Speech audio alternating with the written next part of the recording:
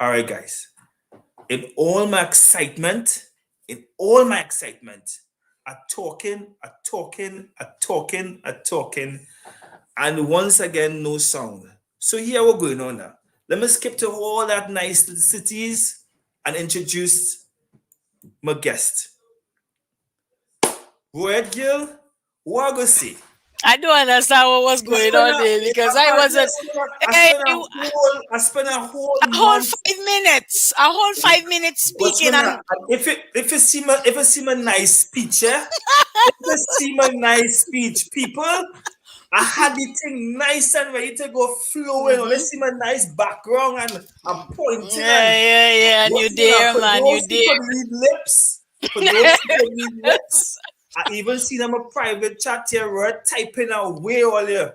But anyway, welcome to Futsal 868 Corner Talks after the hiatus. We were watching and enjoying the FIFA Futsal World Cup. Today is World Mental Health Day. And we have three Correct. segments. So we're not even going to waste time because I don't waste time spending talking. If this thing live, people probably laughing at me. So I I'm don't going think so. straight to the one and only Mrs. Royette Williams James, guidance You want counselor and founder of Positive Mindset Incorporated. She is going to correct. speak to us as regards to children and anxiety. Royette, it is all yours. I think I speak enough for those who cannot hear me. Good afternoon, my dear, and thank you for having me on the program this evening. And well, when it comes to mental health and speaking about issues of mental health, especially as it relates to children, I mean, it's a passion. It's a passion of mine, and I try to do the best that I can when it comes to that topic and those areas and my children. So I mean, today is no difference, and today's mental health awareness day. So you see, I'm not sure if you guys are seeing me, but I'm in my green. That is mental health color. It's the color of green, and I do hope that we all try our best, not only today, but as time progresses, to raise awareness to the issue. So this morning, so some persons maybe would have been privy to a Zoom meeting I had this morning where I spoke extensively on anxiety and supporting a child or your child who might be exhibiting signs of anxiety or being diagnosed with anxiety. So I have what, half an hour to give you a ball by ball anxiety 101 as it relates to children. So bear with me, because when it comes to short talks, I really have a problem because it's so much information that is out there as it relates to those topics and those kinds of situations. Half an hour will not do me justice, but I will try my best. All right. So the first thing I want you guys to note is anxiety is one of the most common mental health concerns that are affecting our children, and not only our children, but our adults. So when we hear anxiety, and it is a term, I always tell people it's a term that we tend to use very loosely. We use it all over. My anxiety is through the roof. Oh my God, I feel in my chest. You understand that kind of thing? But we really need to understand what this word means. So, based on the American Psychological Association, they define anxiety as an emotion that is characterized by feelings of tension, worried thoughts, physical changes like increased blood pressure. And if you have to go through the literature, if you have to take it upon yourself to do a little basic research on what anxiety really is, you will see words like tension, words like worry, words like panicky, words like fear, words like stress. And that is something else I really need people to understand. And some people, they tend to make have a little confusion as it relates to anxiety and stress. I mean, there is a thin line between the both of them, but they are different. How we respond, or the way in which we respond to the stressors that are in our lives, that is what anxiety is. So that response, that emotional response, is anxiety. However, stress would be the situation itself. So right now, our children are exposed and faced with tremendous stressors. COVID-19 has brought a lot on our children. I mean, our children are trying to grapple with this online learning thing, getting on this platform, being comfortable and feeling safe and secure on those platforms. We have the issue of vaccination, children going back to school, those who are vaccinated, whereas those who are not vaccinated has to stay home for a while. And I mean, there's so many issues surrounding this situation and this pandemic that is causing a lot of worry and fear and panic and apprehension among our children. And our children, they are unable to cope with those myriad of stressors. Therefore, it is showing up in them in specific ways. So you, and first and foremost, those listening on the forum, you need to understand what the term anxiety is. And let me tell you this, anxiety in itself is something that is very important, and it benefits us because it gives us that opening to show us that we are safe. It makes us alert as to an issue, or whatever potential danger that lies ahead. But notwithstanding that, persons who are unable to deal with the stresses that they are exposed to, our children who are unable, that feeling and that emotion of overwhelmness where it is to the extreme, it creates problem, it creates a lot of issues for our children. So yes, anxiety is normal. Yes, it is that emotional response. Yes, it does a lot for us. It benefits us. It puts us on alert. But on the other side of life, when we our state, that feeling is heightened to a certain extent where it might put us on a specific end of the spectrum and we are unable to deal with it, then it becomes a problem. So you need to understand what anxiety is. You really need to understand that. That's your first lesson today. It is a common mental health disorder. It's a common mental health concern, but there are benefits as well as disadvantages or limitations to it. So that's the first thing. The second thing you need to also know is that there are many causes. We cannot really single-handedly say that, okay, anxiety is because of one thing or the other. All right? There are different reasons why children become anxious. And some of those reasons could just be their temperamental disposition, something that runs in their family. It is genetics. All right? They might have been suffering from a physical illness or a disability. They might be exposed to a lot of family stress, a lot of conflict within the household. They might be experiencing a lot of changes that might occur during a short space of time. So for instance, what is happening to us right now, our children are exposed to tremendous changes. COVID-19 has brought with it tremendous losses and changes, and our children are grappling with those changes.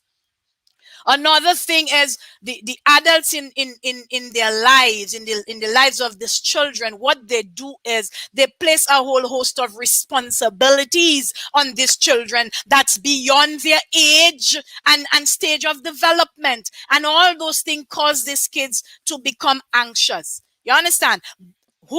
How we adults are able to treat with the anxiety ourselves, how we are able to deal with our stressors, how we are able to manage our stressors, all that. So how we model those behaviors, especially based on the experiences that we have, we mirror certain things to our children, and some of them, they take pattern from us.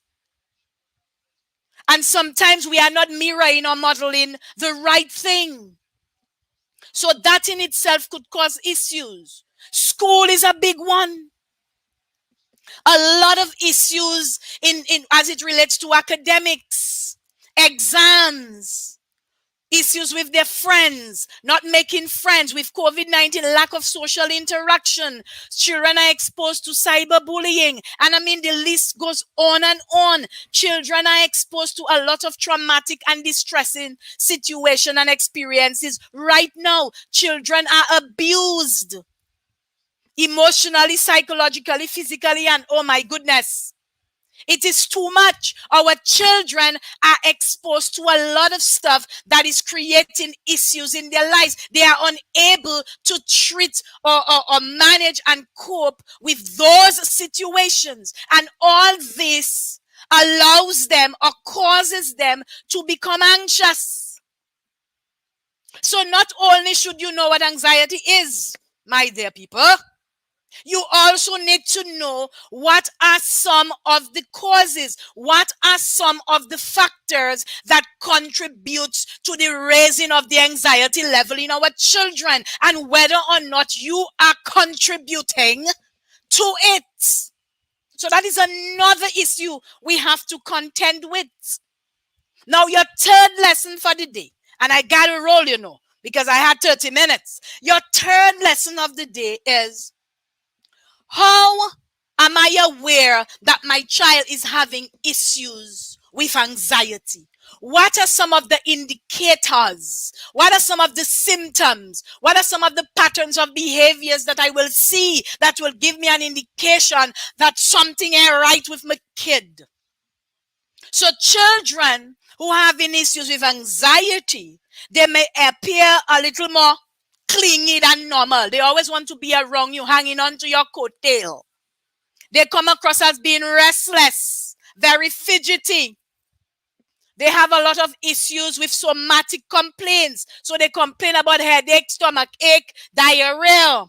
They have problems with their eating. So their eating and sleeping patterns, you will see the habits, you will see the changes in those behaviors. They express a lot of negativity, a lot of worry, a lot of fear. They get extremely upset very quickly. They fly off the handle. So we have the issue of something called chandeliering. They might be crying for no reason. They struggle to concentrate. So they lack that focus and concentration. They might avoid certain things, certain places, certain people. They have problems sleeping. They come across as being very disrespectful and defiant. So not only should be we aware of the physical issues or the physical symptoms. That is what a lot of us know. We know the physical stuff. So the dry mouth, the headaches, the ringing of the ear, the sweaty palms, the wobbly feet, pain that cannot be explained, and man, I could go on. So a lot of us may think that anxiety presents itself only on a physical nature, but with some of us, we are not aware that it shows up somewhere else, some other way. And these are the ways that we need to look into. Yes, we know the physicalities of it. We are able to identify the physical symptoms. Your child is very nervous. You see it on their face. You see it on their bodies, the way in which they interact, the way in which they speak, their language. But things like defiance and negativity and issues with sleep and issues with eating, we need to zero in on that. So that is your third lesson for the day. Be able to identify the symptoms of anxiety, whether it is physical symptoms, whether it is cognitive symptoms, whether it is emotional and social symptoms. Because anxiety could present itself in other ways than physical. But we're talking anxiety, and you hear me talking about anxiety, and we know it is an emotion, we know it is a feeling. But that emotion and that feeling, it could be problematic. It could become a problem. That is when you have to now be able to differentiate between anxiety and an anxiety disorder. When your anxiety becomes unmanageable, overwhelming, you are unable to deal with it. It starts to affect your day-to-day functioning. It starts to affect your life. That is when it becomes a problem. So anxiety, we know, is a normal reaction to the stressors. It's normal reaction to the difficulties and the challenges in our life. That is anxiety. But when we talk in anxiety disorder, we are talking about a very unmanageable, disproportionate emotional response, very intense, that could last for a very long time and interfere with your day-to-day runnings of your life. That is how it becomes a problem. And a lot of the time, our children are being diagnosed with anxiety disorders because their anxiety is getting to a point that it is starting to affect how they function in school, how they function in their homes, how they function on the field of play, how they function with their peers. And overall, it is creating havoc in their life. And that causes their anxiety to be very impossible to manage and control. So you might not know, you might not be aware that there are different types of anxiety disorders. Now, I cannot give you all that information, but I will give you the terminologies. And if you are taking down your notes, you could go and do a little research after the session.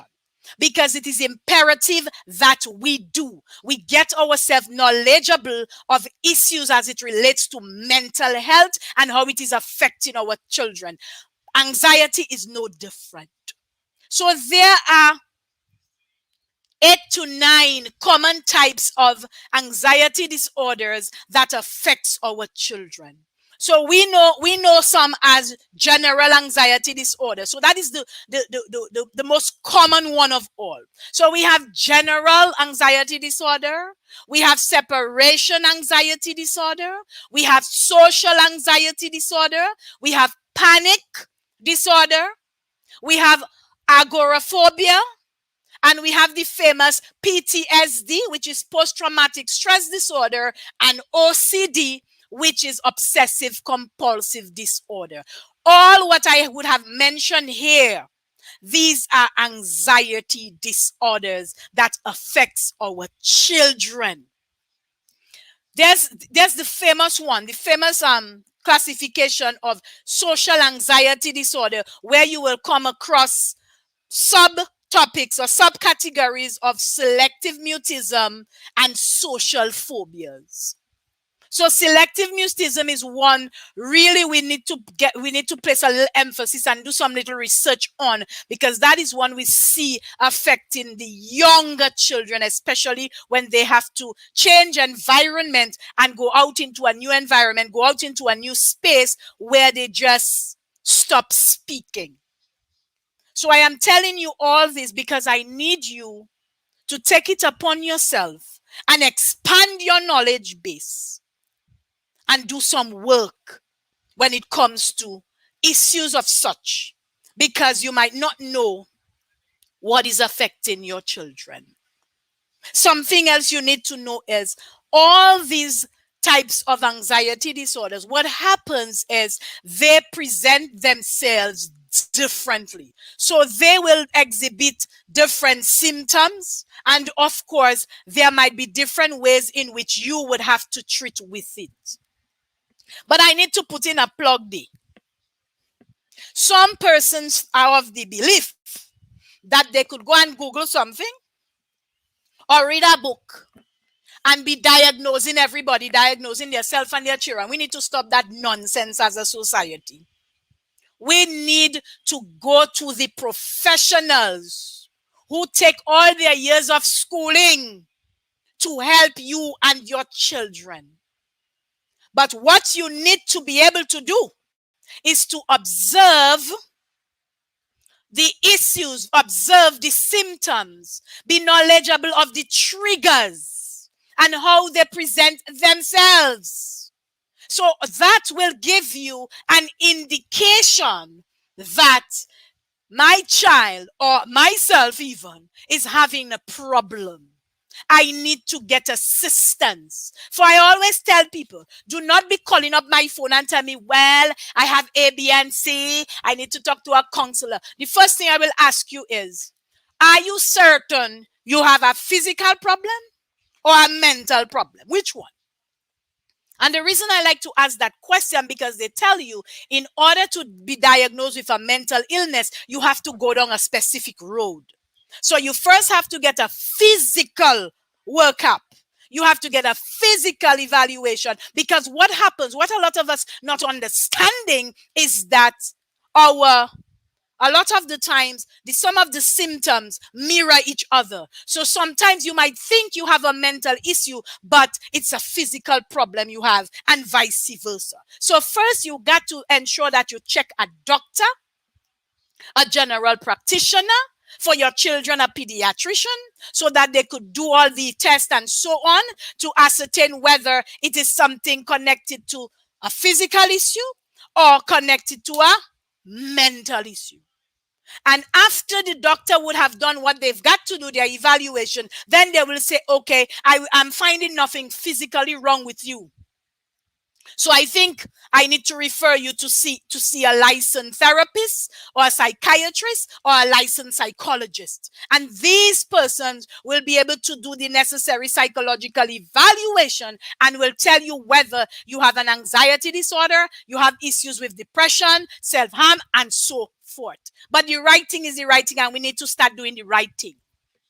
So apart from being knowledgeable or getting information on the different types of anxiety disorders, another question I always get is, why is my anxiety getting worse? I am doing all what they say to do. I am doing A, I'm doing B, but my anxiety is still worse. And you know what I just always say? I say there are certain habits that we've got, and we do not know that they are contributors to our anxiety level, to raising our anxiety level. So especially when we're talking children, you know they have a sleep problem. Some of them might not be able to know what's going on with them, so they repress it, or they're in denial, or the parents do that for them. A lot of negativity, they are surrounded by a lot of negativity, a lot of stress, a lot of conflict. Social media is exposing them to all kinds of nonsense. They have stimulants such as caffeine. They dabble in drugs and alcohol. They don't eat properly. They overplan. They get involved in so many things. They isolate or they withdraw themselves. They eat too much sugar and processed foods. And I could go on. So these are some behaviors. These are some habits. These are certain things that we do, our children do, our children partake in, that will make their anxiety worse. These are the contributors to the raising of our anxiety levels, and we need to know about them. So yes, you know what anxiety is. Yes, you know how it shows up, how it presents itself. Yes, you could differentiate between anxiety and anxiety disorder. Yes, you know that there are different types of anxiety disorders.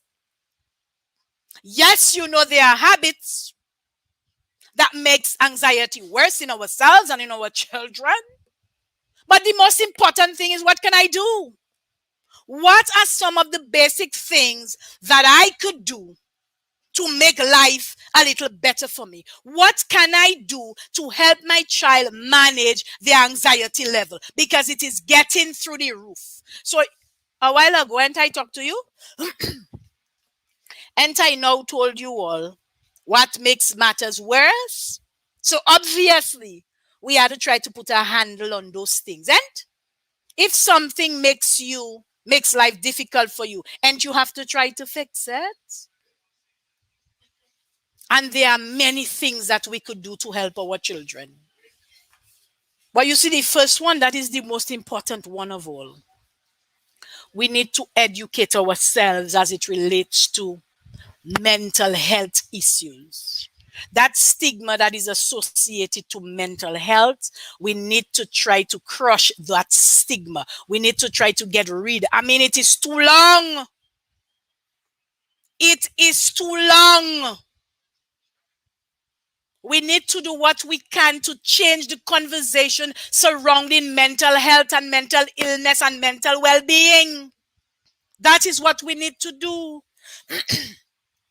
So the onus is on you and me and my brother from the Futsal Association and all what he's doing, because he recognizes he's part of a football club and he recognizes how mental health issues are posing tremendous challenges to the children that he is trying to assist in the communities of Chaguanas and environs. So he's trying his best to promote such forums like we are in today to help in that regard. So we need to educate ourselves, do some research. I mean, YouTube and Google are supposed to be your best friends. Talk to the children. Try to learn what is happening to them, their worries, their fears. Help them recognize their triggers. Introduce them to relaxation techniques as mindfulness and yoga and meditation. Sit down together with them, have a little communication, find out how they could solve what issues or what stresses that they are being exposed to.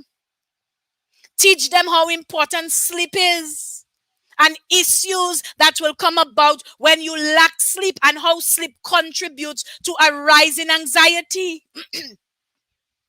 Allow them and help them to challenge the negative thoughts. They tell you one of the feeders of anxiety is negative thought patterns. Exercise. Exercise produces a hormone called serotonin. It allows or it increases during exercise. The hormone serotonin increases. Serotonin is needed to put a handle on anxiety. So exercise is very important. We need to be good role models to try to deal and manage our stresses so our children could pattern positively and be able to manage their stresses in positive ways. Cut out those stimulants as caffeine and alcohol and drugs. Help your children, be there with them, support them, teach them to problem solve. Introduce them to imagery and visualization. Let them imagine themselves in that safe and comfortable space. So when they are having an anxiety episode, they could go in that space and they will be safe. Create an environment around them that is positive so that they are not exposed to all those stresses and conflicts. Lessen their stress, people. Spend time with them. Quality time. Do things with your children. A little humor, a little game. Have them bake. Get involved in get a little hobby. Something. But it's very important that you spend time with your children.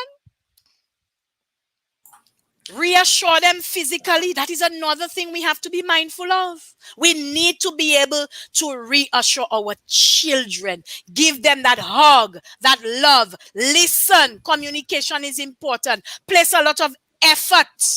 Introduce them to ways they could express themselves, journaling, arts, poetry, spoken word. And if you cannot do it, you need to get help for them. Seek out professional help. There are tremendous persons who are there to help your children. So the onus is on you and me to do what we can. My colleague here is doing what he can. Ask yourself what you're doing. Ask yourself, what am I going to do? What can I do to ease that burden, to allow my child, to allow children that I might be exposed to, whether it's in church, in the communities, or wherever, to deal with their mental health challenges? Mr. Edwards, over to you. Jesus Christ, what is wrong with you? Mr. Edwards, you're killing me. I know we're getting started. I know we're getting started. I know we're getting started, man. You're like a Bedford. You know, yes, you chain you up.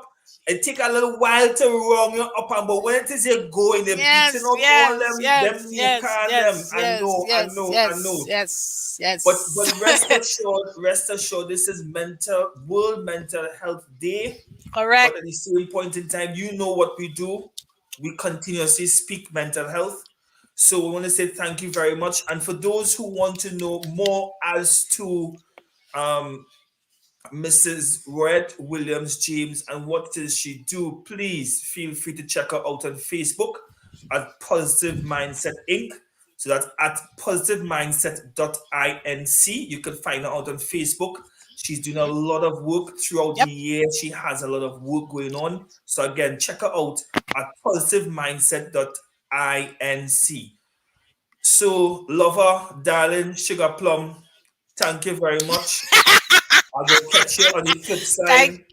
You go catch me on the flip side. It's always a pleasure. It's always a pleasure. Thanks very much. We're going to take a quick break and we'll be right back when we bring on Mr. Sule Joseph, who is going to speak to the adults as regards mental health and the workplace. But with this break, it's very interesting because Kivo speaks to the young people. We'll be right back. Futsal868 Corner Talks on World Mental Health Day. We'll be back.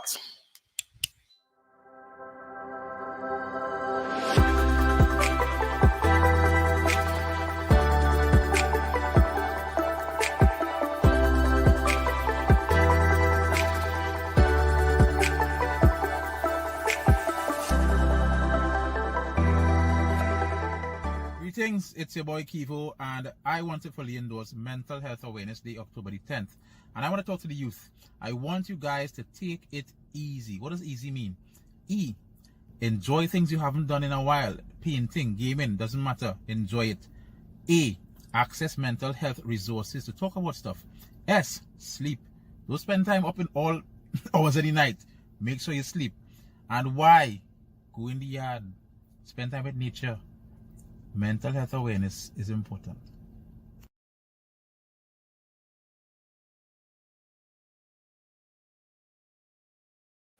Those study that I know in my green, those study that we have plenty things green coming.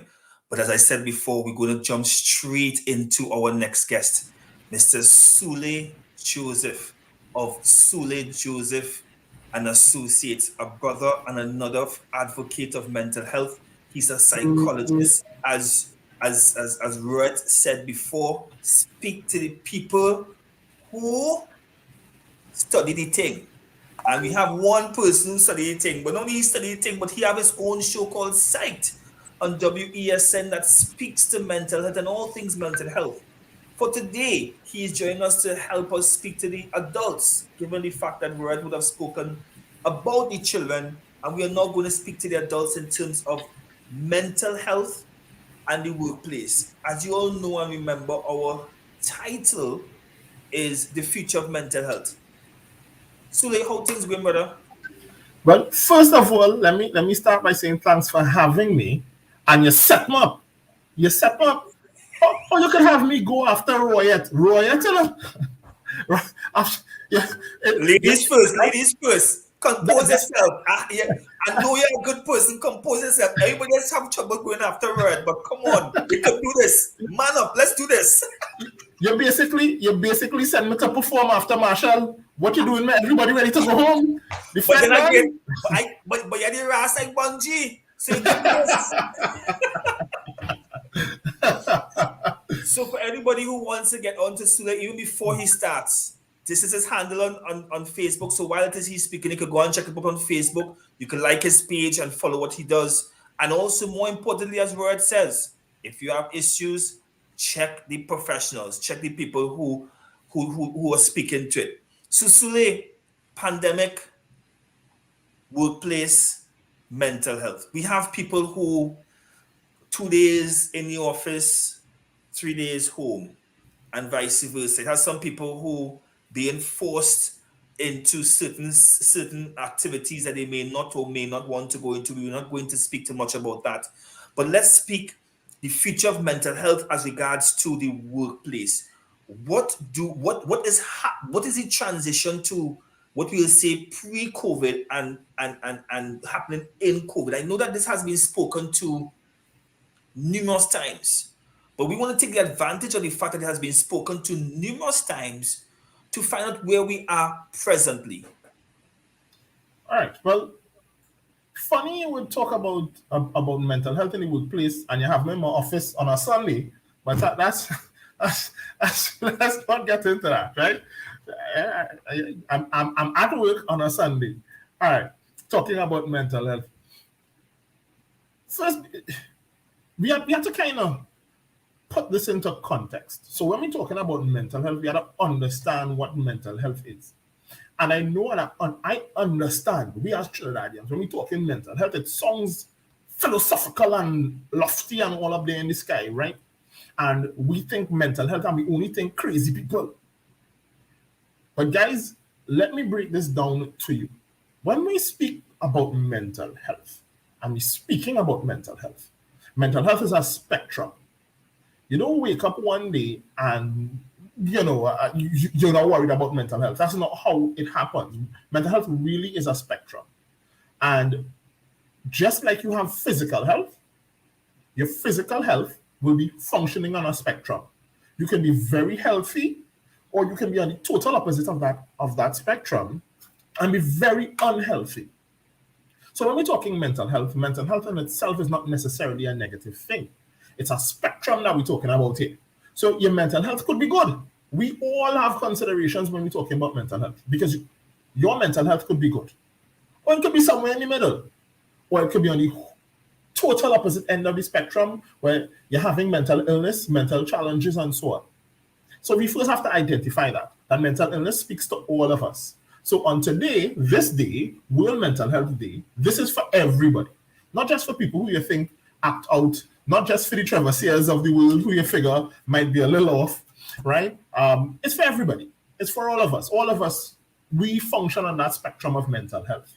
So I just want to start by saying that and contextualize it. And I truly appreciate that. And while you were speaking, is something that I found very interesting because I had a conversation about this last week.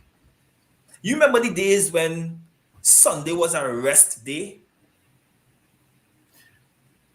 If I stretch my mind back, I might just remember. Well, Yeah? I cut my gray hair, so I can remember them days, right? I can remember the days when Sunday was ever. But interestingly enough, the reason I'm speaking to that is, interestingly enough, when you go to certain Scandinavian countries, even while I was doing my studies in Switzerland, it was very shocking. The first Sunday I went out, and the place dead, Sule. But you found that the quality of life in terms of as citizens was much, in my opinion, was much better. I'm saying that to the point whereby, do you think that the future of mental health in Trinidad and Tobago can see us reducing our work hours and having flexi hours to be able to have a better quality of life for our citizens? Ooh, that's a tough one. All right. So this one is burgeoning slightly out of my realm, but I will still try to address it because it's more than just psychology, and we're talking now about social psychology because now we're talking about we also have to factor in Trinidadians, right? We can't wholly and solely just adopt cultures outside and functioning. We've tried that, or we continue to try that, and we recognize that it does not necessarily work for us. And an example of that would be that in trying to become a more developed country, as you quite rightly put it, we have moved away from the rest on a Sunday to Sundays functioning like pretty normal. Yeah, on my way to the office today, had a lot of cars on the road, business places were open, food places, that kind of thing. You know what I mean? Everybody's still trying to make $1 during this COVID period. So, but while that is happening, are we putting more pressure and stressors on ourselves, our mental health, in trying to adapt and become this first world nationhood type of, society? But while we're doing that without having some of the basic frameworks and support structures that the first world nations have. So while, as you put it, we're busy out there working, trying to make $1, you can't vex with anybody. I joke all the time and tell people that I sell nuts on the highway. So, so that I understand everybody out there hustling, trying to put food on the table and make ends meet. So while we're trying to do that, we kind of have to balance it with the structures that we don't necessarily have strong support structures for persons who are working round the clock. Yeah? And we need to probably find a balance between what is our culture, our heritage, and a productive society. Something that balances the consideration of mental health for everybody. Well said. How does that is macro and micro level organizational thinking and restructuring at the same point in time, because we also understand that given the fact that you have public workplaces and governmental workplaces, private and public organizations, but public also including government, the employer and the way that the employer deals with the employees is different. Let's focus on the employee. How do you suggest that the employee deal with the pandemic in a better state and in a better form? And I use the word better, assuming that things are not good, given the fact that mental health has been exacerbated during the pandemic. So that's I coming from that standpoint that things bad. You're now forced to adjust, which is very much difficult for human beings as a whole in a short space of time. Well, let me drop some figures to support your hypothesis. Generally, what we have seen, what we see in terms of mental health concerns in our work population, and this is internationally here because I wouldn't be okra with figures, we're not big on figures in Trinidad, so I wouldn't be okra with figures for Trinidad specifically, but internationally, we see somewhere between 25% to 35% of the workforce usually suffering some kind of mental illness or mental issue in the workplace. Yeah?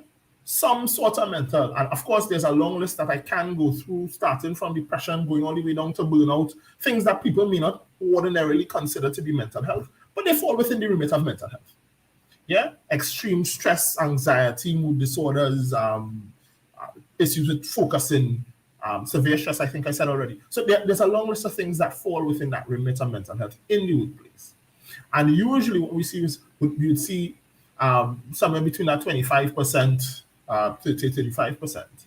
And the last set of figures I've seen is a significant uptick in the higher end of that 30 to 35 to maybe even now 45 to 50% of the workforce complaining about issues of some kind of mental health issue, whether it's fear of job loss, issues with job security, issues with now trying to manage family issues or family relationships that they couldn't manage previously or they didn't have to manage previously. You leave home, jump in your car early in the morning, and you leave wife or husband or whoever to take care of the children, and you come back late in the night, kiss everybody, have dinner, and jump in your bed, and you repeat, rinse and repeat. Now you faced, some of us have to work from home, and we faced with treating with some of the issues that we didn't even know existed in the household. All right, so there's a lot of issues. So we're now talking about a lot more people facing or recognizing that they may have mental health issues that they may be dealing with during this period. So yes, to answer your question or your supposition, there has been an incline, a marked, notable incline, right, in persons. How do we treat with that? That is not a simple, that's not a simple thing to just throw out a response to, because as I would have pointed out and indicated previously, that they have several. We're talking about depression, right? Persons suffering with depression, and depression could just be from, I know in Trinidad, we usually, when you bounce your toe, you're depressed. You get every red traffic light, oh gosh, I'm depressed. We like to throw that out. But let's bear in mind that depression is a very deep sadness that usually exists consistently for a prolonged period. All right, so let's not just call depression on ourselves. Your words have power. All right, so don't call depression on yourself, just so. But depression is a significant one. Anxiety, like Royette spoke about, significant. Now having to work in a space where you're online all the time. Now you have to be concerned about your Wi-Fi working properly, deadlines, working from home. For all of those persons who watching online now and have to work from home, they can tell you stories about how most people see you at home and figure you ain't had nothing to do, right? And when your boss don't want to hear that, you have deadlines. You have deadlines and things to drop in and so on and that kind of thing. I fall real guilty of that. Yesterday, I didn't come into the office yesterday. I said I'd work from home. That was a big mistake, right? I have some reports for quarter and things that due, and I couldn't get them. I didn't really get any work done trying to work from home yesterday. So I understand this. I do understand the struggle. Those are some issues. Children running around the place. You have to kind of take care of rapid changes in your own mood. Yeah. You now trying to cope with not just your own issues and your own stresses from work, but now children and so on, and probably a lot of aggression and anxiety building within you, severe stress from the demands of the workforce while you are at home. So you still have home stress and work stress now meeting head on. How do you treat with that, right? Especially when the things that we usually do to relieve these stresses were not available to a lot of us. This is alignment culture. Well, I know what's going to come to. I'm real happy that you brought that up, It's interesting that you brought that up because there are so many persons who took the carnival period, let's call a spade, as their time to relax. Yes? And you mentioned carnival culture because literally, I believe that we live for Friday, and now there is Thursday and Friday, so we live for that weekend in Trinidad and Tobago. Do you think that the future of the workplace can be affected given the shift in dynamics that is this new normal? Even though many persons are stating that we would get back to some normalcy, meaning that hear what? We're going to open up the thing, we see Antigua and Barbuda the Prime Minister has spoken that. We see the UK Prime Minister Boris Johnson have said that. And there is optional wearing of masks right now. So, but still, the future of mental health, do you think that because things have changed and we are now grappling with finding new extracurricular activities, do you think that we are going to suffer more cases of mental health disorder in Trinidad and Tobago? Well, I wouldn't say that it's necessarily suffering with mental health cases. I would say that we have persons who have not learn to cope with certain stressors and deal with the mental health aspect well. And we may see, because we as a society, we have not prioritized teaching our population to treat with their mental health concerns in a constructive manner, and finding various ways to do that outside of just liming and carnival and drinking. We will probably see a lot more incidences of persons not being able to manage mental health issues that might arise. So I'm saying yes, but kind of technically, because I think as a society we have not prepared persons. We haven't taught people but to understand what mental health is and how different ways to deal with it outside of liming and drinking. Correct. And so, but Sule, the numbers are speaking for itself, and I'm going to put it up on right now. The burden affecting mental health, and let's just look at men. Let's look at men for now. And this is from 2020. Self-harm and suicide, 945. Alcohol use disorders, 570. And this is daily by 100,000. Headache disorders, depressive disorders, Alzheimer's disease, and other dementias, right? In that decreasing order. As we see in here, self-harm and suicide, alcohol use disorders, and headache disorders, along with depressive disorders, all three of them are close in the 500 range. But self-harm and suicide is number one among our men. The supposedly head of the household, who is supposed to, based on order and design, protect and provide. So are we in a critical state when it comes to the future of mental health in Trinidad and Tobago, when it comes to adjusting to workplace and the new norm of the workplace? Here's the thing. I think we are in some denial. You know me, you know I usually like to stand for my men. I usually out there, I get a lot of licks for it sometimes, but I think that and justly so, that we have a lot of persons crying, looking at the issues that women face and so on with mental health. And I think that, at least in my experience and in my practice, that a lot of women are more readily, they more readily reach out for that assistance, are more readily come to counseling, willing to accept recommendations or whatever work they need to get done to work on themselves. It's a little bit more challenging for us men. At least that's what I have recognized from my practice and from friends who also practice, right? One of the things I genuinely feel is that we've set up our men a little bit. Because whereas in those first world nations that we like to talk about and compare ourselves to, there is a difference in thinking in terms of gender roles and who is responsible for what and what a man is supposed to do in the household. Let us be very real here in Trinidad and Tobago. We have very much still stuck in very traditionalist rules and values for gender norms, right? And so a man, when we're talking about a man is supposed to be the provider. A man is supposed to be the one going out there, earning a living, coming back home, providing the bacon, if you want to call it that. A man is supposed to be doing those things. Now, what happens and of course, men don't cry. Of course, men don't talk about their feelings and so on. You suck it up and you find a way to address and deal with it. But what happens when you have anxieties on the job place?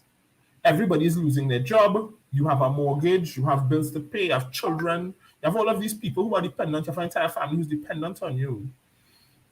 You don't have anybody to talk to about it. You're very anxious about losing your job. There's a lot of pressure on you because people probably losing their jobs left, right, and center around you, and you are getting more and more responsibilities heaped upon you. How do you treat with that? And then, of course, usually, as a society, how we usually treat with relieving stress and pressure in Trinidad and Tobago is that we go and we take a lime on the corner. We go to the local rum shop, a party, an event, and now that we can't do those things, you have a build-up of frustration, a build-up of stress and anxiety, and all of these other mental health concerns are just there building up. Of course, we're now going to see issues of increased suicide ideation. We're going to see issues of increased alcoholism. We're going to see issues that people don't talk about. But of negative thinking. You see, negative thought also should fall on the spectrum of mental health issues, because significant negative thought becomes very pervasive. That leads to issues of anxiety. Those lead to issues of depression or depressive symptoms. Those lead to things like what we call psychosomatic symptomologies. And that's basically a big fancy word to say your head is not right, and so you get physical symptoms. So, every time you think about going to work, you get nauseous. You feel like you want to vomit. Or students thinking about they want to go to school, and anytime they're thinking about having to physically go in school, they get nauseous and they start to vomit. We haven't even spoken about the vaccines here and the COVID itself. Some people, just the idea of having to be vaccinated is anxious for them. Is anxiety causing COVID, a virus that they can't do anything about. They can't protect your family from it. That too is, we really are in an environment here that is very well poised for persons who are not managing well or haven't learned to balance or find alternative ways to treat with mental health issues to have breaks or to end up on the negative end of the mental health spectrum. And we really need to work on that. Sule, boy, I really hope that we don't end up in that regards when it comes to the future of mental health in the workplace. But Sule, I ask you to stay with us because we're going to take a quick break and we jump into the Kings Speak segment. This is a segment that's where the kings of communities come together, the brothers just have a reasoning. And today is mental health. So we want to be able to hear from other brothers. We have one who is based in Miami and one who is in Chaguanas, who is going to come with us after the break to speak to how do we as men treat with mental health on this World Mental Health Day. You're watching Futsal868 Corner Talks, episode 67. After a long break all year, we back. We'll be right back after this.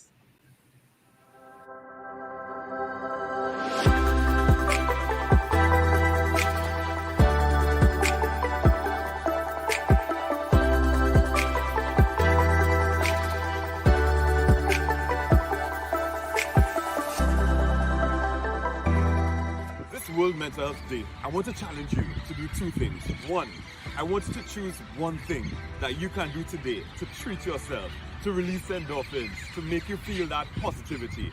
For me, it's running. I'm going to run today in nature. Secondly, I want you to go search for Futsal868. Check out that page, follow it. And we're having a conversation with Futsal on mental health and resilience. Some tips to help you take off resiliently as we close off 2021. Have a great mental health day.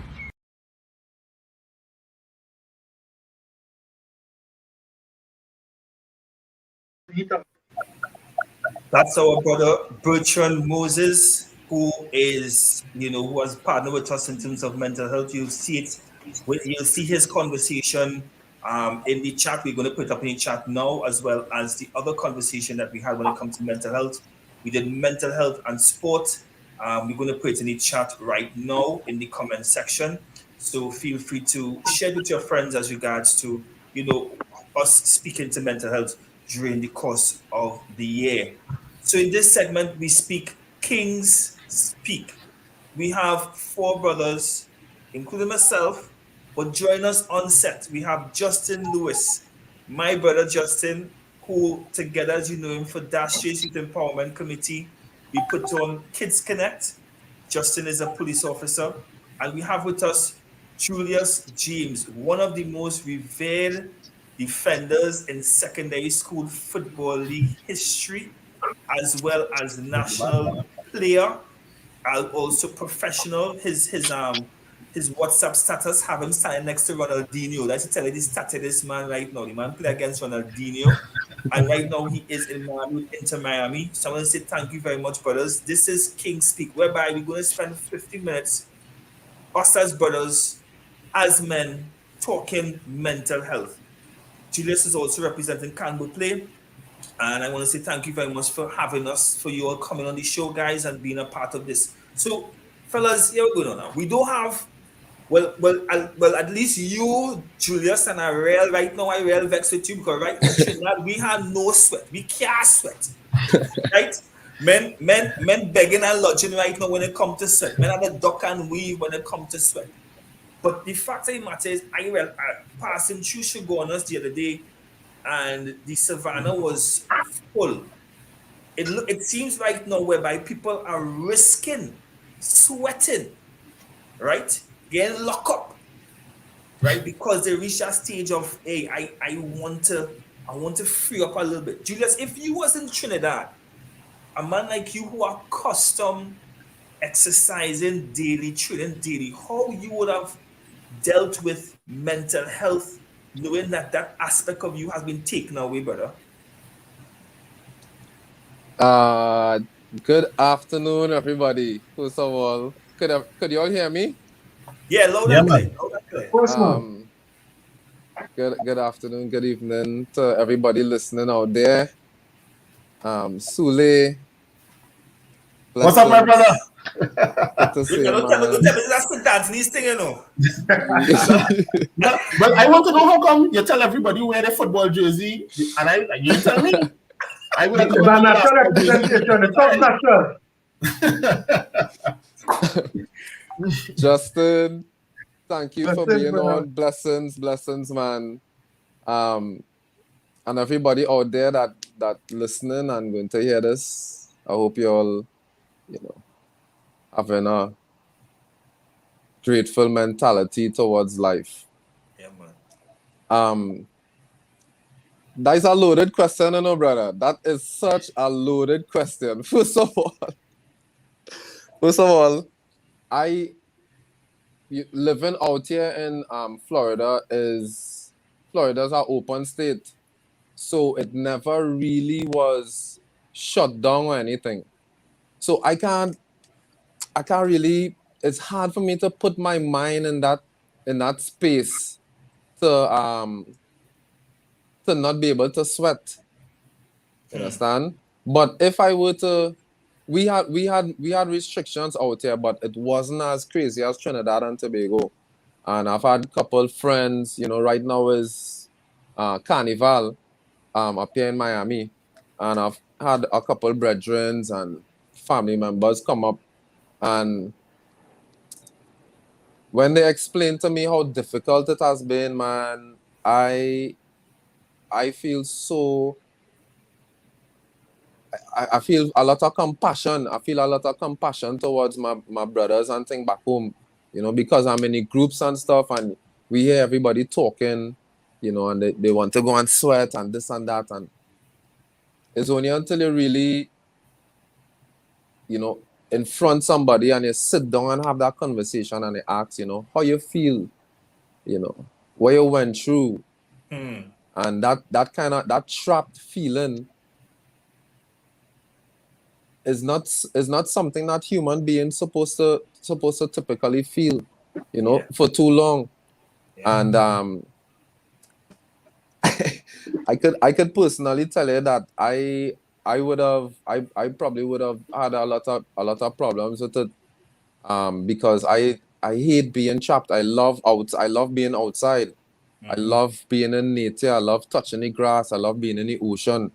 Taking my Denise and I just had a newborn. Taking my son out for a walk. You know what I mean? Like, thank you. Thank you, man. You're in the same boat. Yes, congrats to you too, brother. The blessings flowing in a drought. You see that?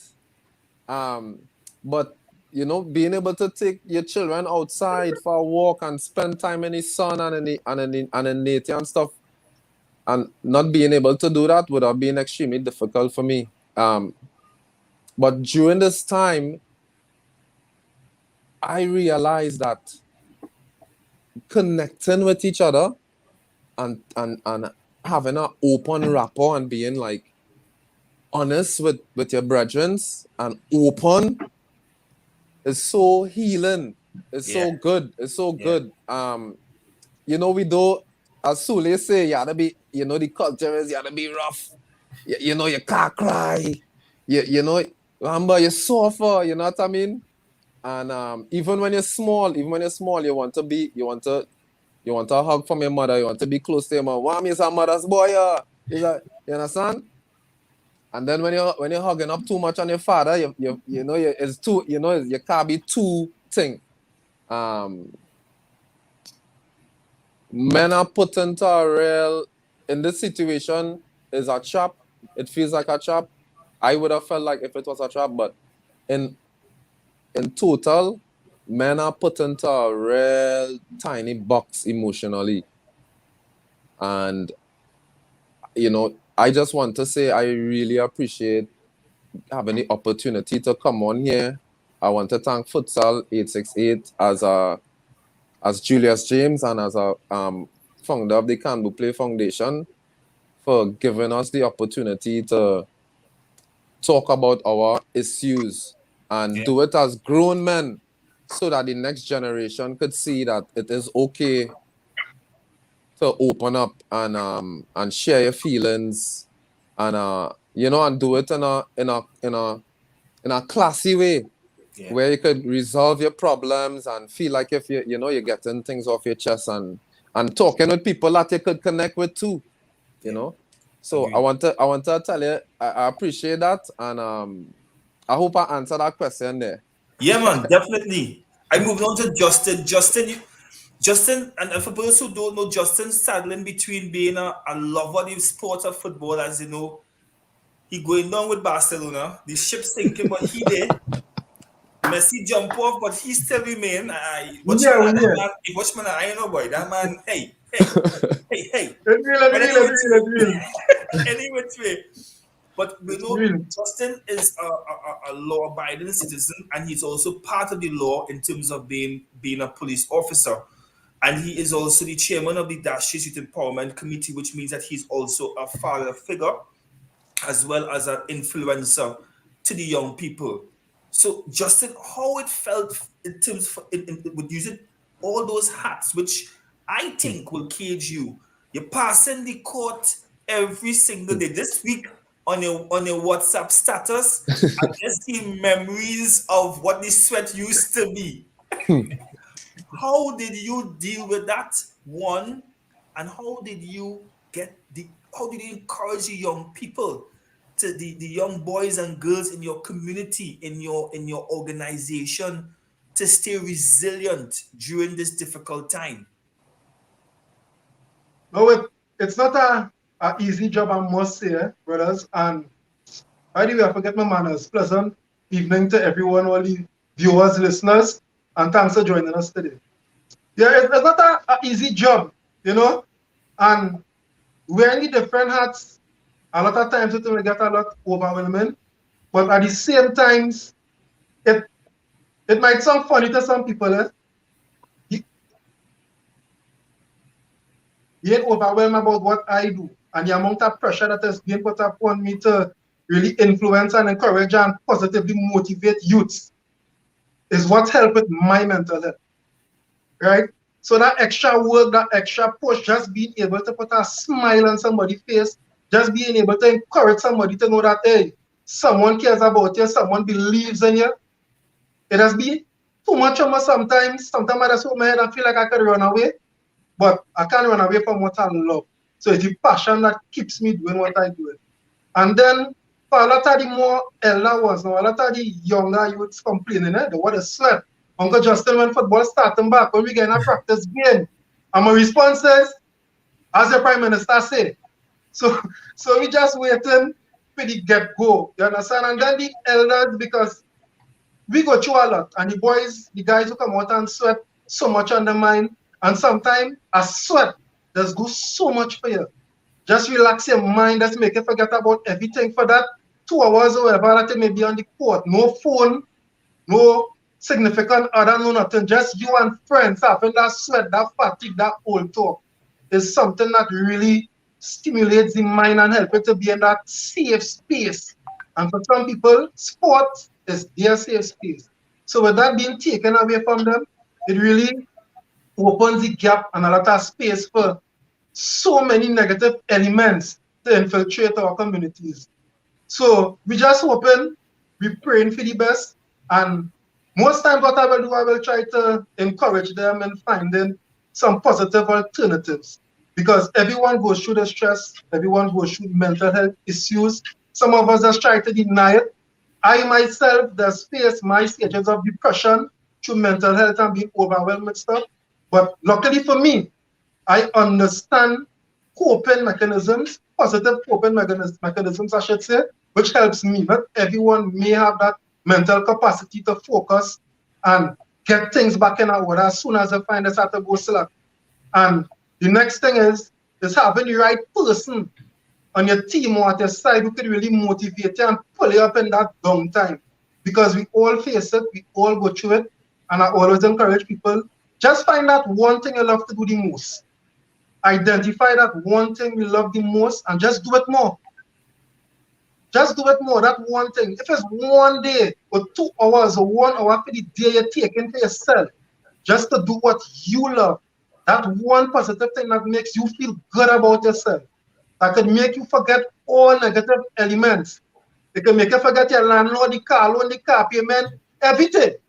Just that one moment, spend that time with yourself. Treat yourself, love yourself, appreciate yourself. Because sometimes we just get a little carried away trying to focus on other people's happiness, and I'm a victim of that.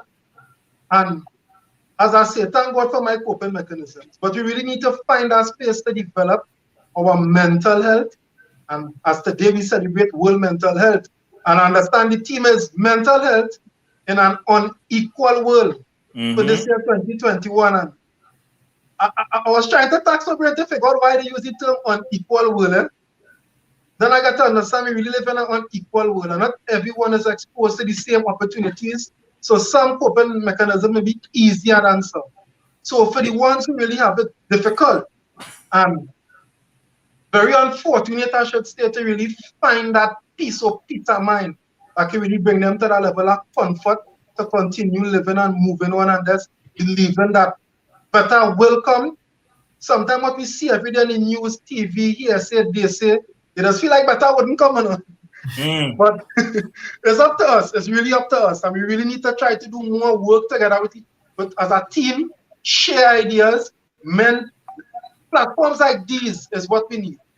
Where men can come and share experiences, share ideas, share motives. And we can really move forward. And that is when you guys could see helping each other and surviving this pandemic fully.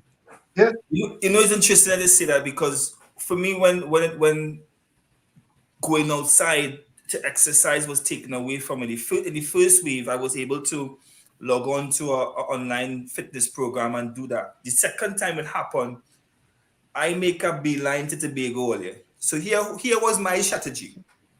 I used to get up in the morning, do an hour mindfulness, pray, come outside on the balcony, get some nice fresh Tobago breeze. You understand? Read about a 30 minutes of a book just to better myself. But the supermarket penny savers is about 10 minutes walk, right? Fellas, I don't like to tell you. I used to take an hour to reach penny savers because your boy, and sometimes I don't even go in penny savers just to be able to be the police. I used to walk the long way. To penny savers. Go in front of penny savers and then walk back the next way just to get in my 45 to hour walk. You understand? Just to be able to get a little sweat in. That was how serious it was in terms of and recognizing. But what that did for me as well was, especially our mindfulness, it became a habit. It really and truly became a habit of stopping, or more so giving God glory first and taking time for me first, that it now became a habit. As the book Atomic Habits have spoken, making small steps to make big changes. And that's one of the things that I really believe that we as men need to do. We need to be able to make small positive steps and encourage each other. One of the things I'm really happy about and meeting Justin is that every day Justin has put out something positive, and it's not just something positive because he get from another source, but it's something that came from him. And I really appreciate that with him, and it's really blessings to be able to have this kind of camaraderie among persons that you might not even grow up with, but you have that same vibe, and it's really good to be able to see that.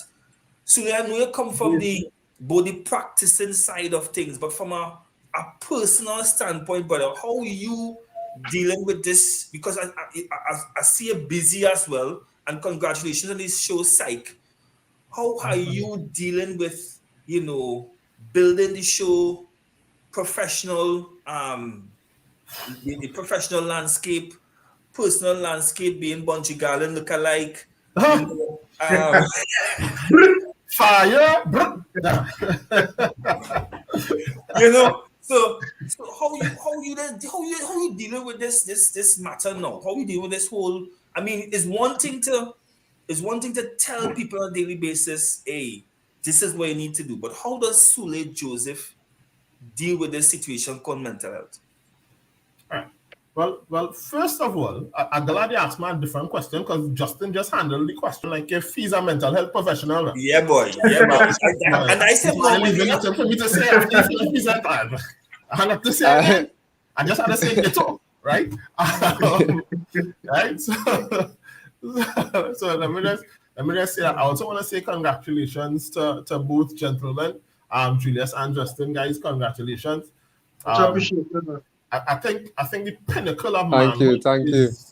is becoming a father and being able to pass on the life skills and the values and stuff that you learned onto the next generation. That is how we immortalize ourselves, I believe. All right. So congrats, fellas, on that. I know we're not joining earlier, but we go see how that goes, right? You don't know when you're reaching the pinnacle. I'm struggling up the hill now, boy. I'm struggling up the hill. You'll get there.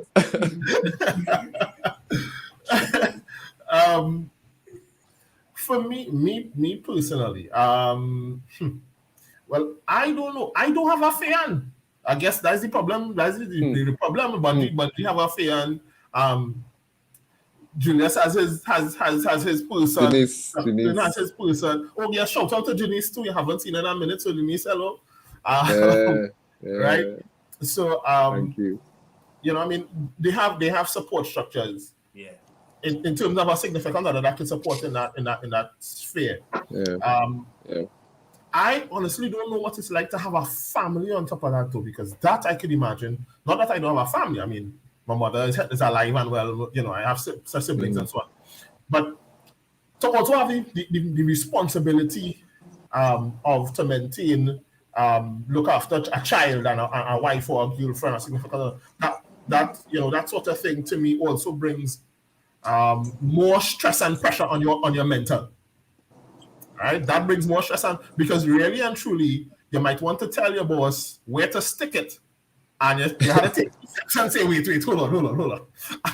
I can't really tell him. I see Julius laughing like this happened to him the other day, but you want to tell your boss where to stick it, and you had to stop and tell yourself, I have a family that is dependent on me. I need to earn an income. I can't afford to tell this person exactly how I feel right now. I need to find an alternative way to deal with the frustration that comes from not being able to truly ventilate my feelings. Now, I guess I am in a bit of a unique position. Like Royette, I get labeled as a madman because I speak my mind, right? Not damn the consequences, but I speak from a place of passion. So all the things that I am involved in, though that they are many, because I also run an NGO and so on and a bunch of other things. There are a lot of things that I'm involved in. I sit on the board of Children's Authority. I was asked to sit on the Children's Authority board and so on. So there are a lot of things, there are a lot of requirements, things that from me, Sule Joseph, the person, not the therapist here, just me, Sule Joseph, and demands on me. And I think one of the things that helps me greatly is I just be my authentic self, boy. I know that hard for a lot of people. A lot of people don't have the gift. I won't say the gift. A lot of people not in a position to be able to do that. All right? To be able to say, here what going on. Take this check and put it somewhere, right? I'm not going through that. Because they have a lot of persons are in some positions. For example, I heard a lot of persons saying, listen, right now in Trinidad, we're in a space that they're talking about, vaccinate to operate. And you have some people who don't want to take the vaccine, but the workforce telling you, hey, what's going on? If you want to come and work, you got to take this vaccine. And a lot of persons not in a position to say, here what? For whatever reason, I don't want to take the vaccine. And this is not me trying to be pro or anti or anything. Mm-hmm. This is just mental health for the person, the individual. How do you, how do you rationalize, or how do you bring yourself to accept something that you feel as though you've been forced into? You don't want to take your vaccine, but you have to get a job, you have to work, right? Now, after you have told your children over and over, don't take it this thing, I'm not taking it, blah, blah, blah, blah, blah, and then you feel as though you're put in a position where you have no choice, and you take it as a man. That is a very difficult position to be humbled as a man, and be put in a position where you really want to tell the person where to get off, but you're not in a position to be able to do that. So I would say for me, I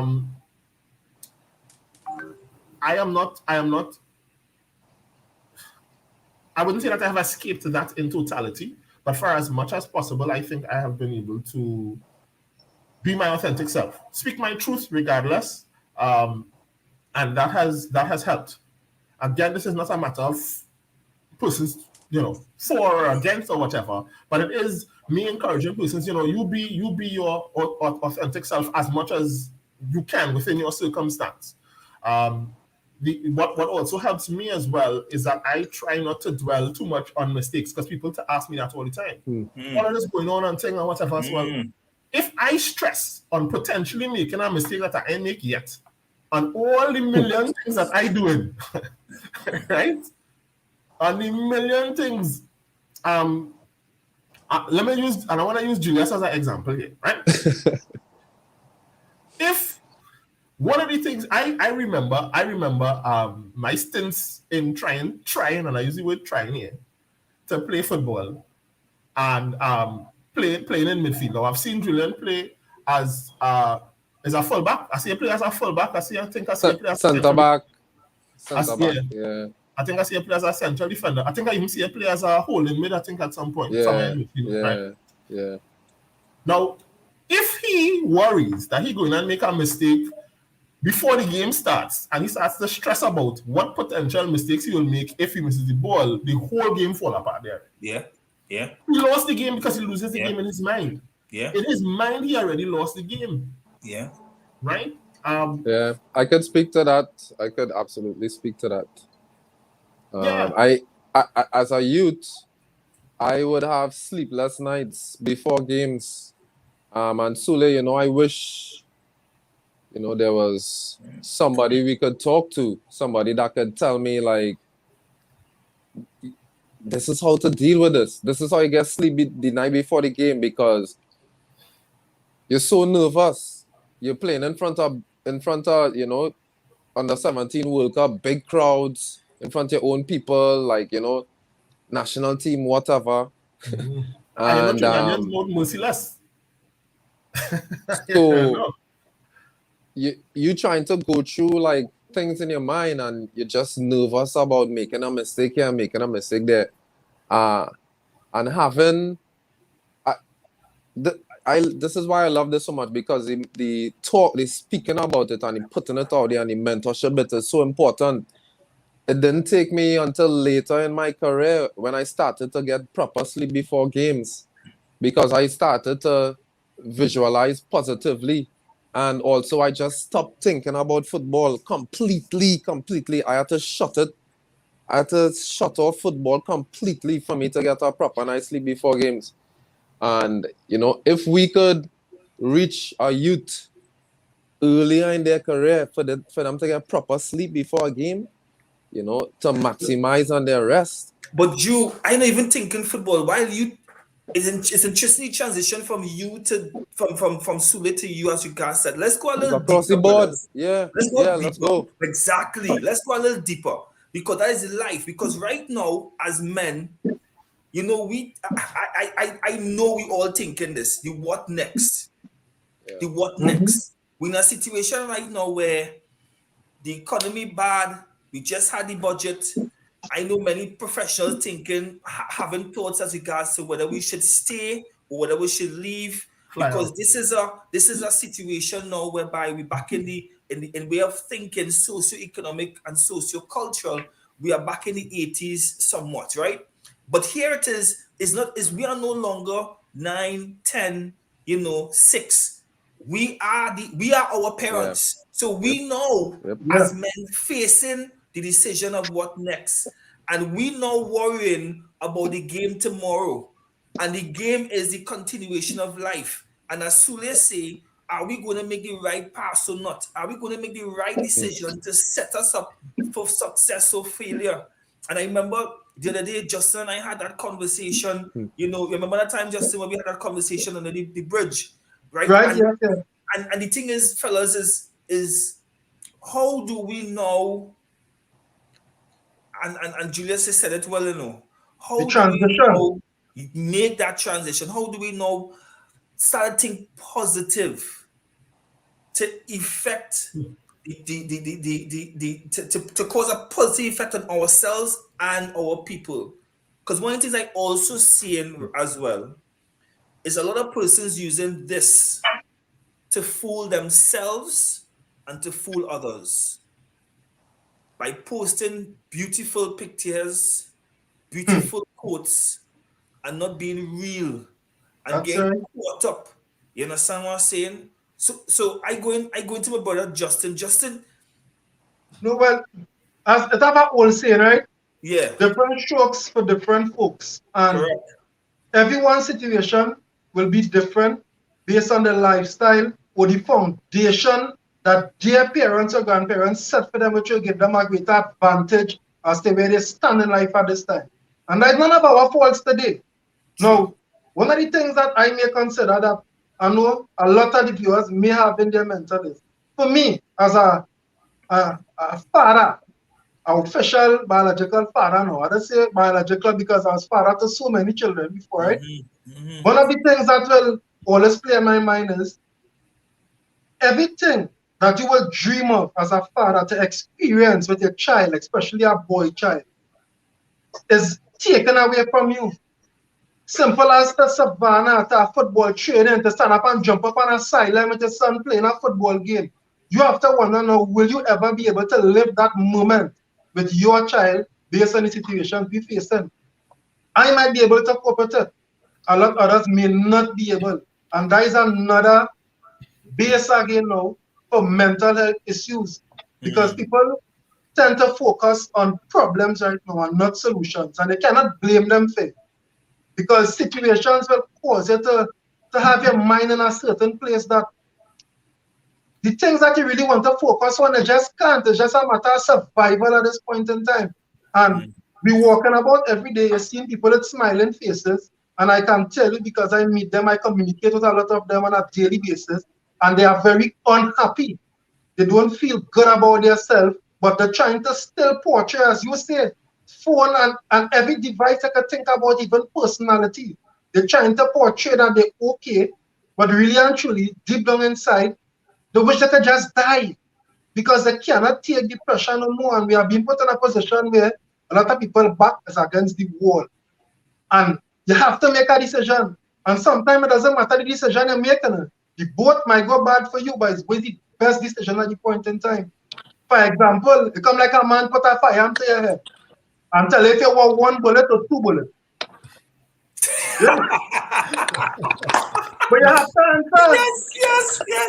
Yeah, but you just go back to you, my brother, because you make a real interesting point there, and that I went deep on that one, brother.